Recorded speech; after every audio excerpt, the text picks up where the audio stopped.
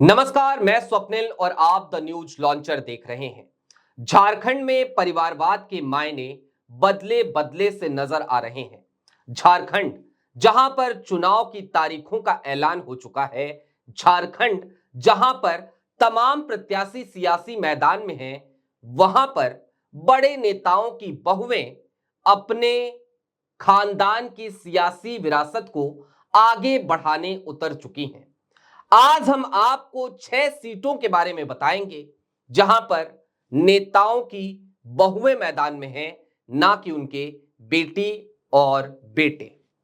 आमतौर पर यह देखा जाता है कि कोई भी नेता जब अपनी सियासी विरासत किसी को सौंपता है तो वो सियासी विरासत अपने परिवार में या तो अपने बेटे को सौंप देता है या फिर अपनी बेटी को। लेकिन ये 6 सीटें ऐसी सीटें हैं जहां पर नेताओं ने अपनी बहुओं को आगे बढ़ाया है।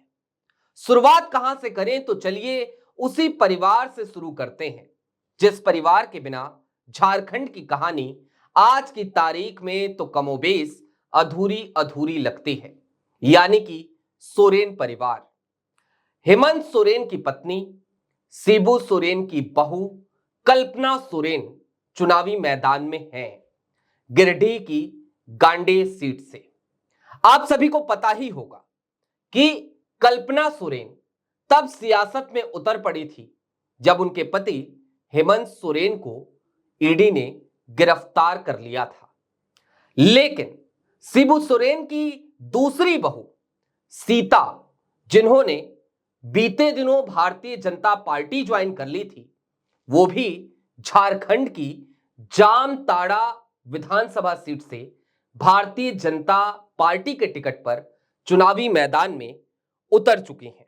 झारखंड के पूर्व मुख्यमंत्री रघुवर दास, जो इस वक्त ओडिशा के राज्यपाल हैं, उनकी बहू पूर्णिमा भी चुनावी मैदान में उतर चुकी हैं, अपने ससुर की सियासी विरासत को आगे बढ़ाती हुई नजर आ रही हैं। जमशेदपुर पूर्वी सीट से पूर्णिमा अपना भाग्य झारखंड के चुनाव में आजमाती हुई नजर आ रही हैं। झारखंड आंदोलन में अग्रणी भूमिका निभाई थी निर्मल महतो ने।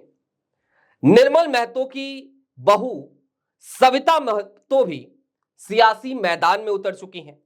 सविता झारखंड मुक्ति मोर्चा के सिंबल पर सरायकेला की ईचागढ़ सीट से चुनाव लड़ रही हैं। 2019 में सविता इस सीट से चुनाव जीत भी चुकी हैं। 2014 में इनके पति सुधीर महतो के निधन के बाद सविता राजनीति में आई थी।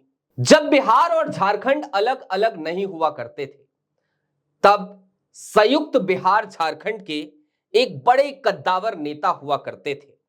नाम था अवध बिहारी। अवध बिहारी की बहू दीपिका पांडे भी चुनावी मैदान में है। दीपिका पांडे राजनीति में आने से पहले पत्रकारिता से लंबे समय तक जुड़ी रही थी। दीपिका महगामा सीट से 2019 में चुनाव जीती भी थी। इसके बाद हेमंत सोरेन की सरकार में उन्हें मंत्री भी बनाया गया था। दीपिका के पति प्रोफेशनल सेक्टर में काम करते हैं। दीपिका राजनीति में आने से पहले, जैसा हमने आपको बताया, पत्रकारिता के क्षेत्र में कार्यरत रही हैं। 2014 में गोड्डा का जिला अध्यक्ष भी झारखंड मुक्ति मोर्चा ने दीपिका को बनाया था। छठी सीट और एक आखिरी सीट को भी जान लीजिए, सत्यानंद भोक्ता। सत्यानंद भोक्ता हेमंत सोरेन की सरकार में मंत्री हैं, लेकिन उनके सामने एक सियासी संकट आकर खड़ा हो गया।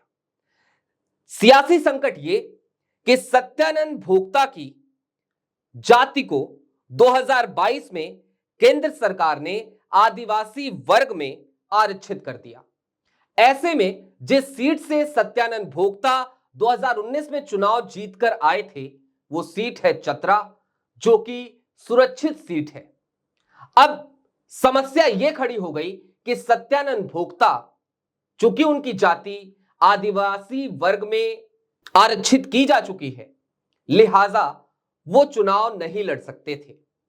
ऐसे में उन्होंने दाव लगाया है अपनी बहू पर और झारखंड की चतरा सीट से सत्यानंद भोक्ता की बहू रश्मि प्रकाश चुनावी मैदान में है। तो कुल मिलाकर झारखंड में परिवारवाद का ट्रेंड भी बदला बदला नजर आ रहा है। झारखंड में नेताओं ने अपने बेटे और बेटी की जगह बहुओं पर भरोसा दिखाना भी शुरू किया है। आपकी क्या राय है? कमेंट बॉक्स में जरूर बताइएगा। शुक्रिया।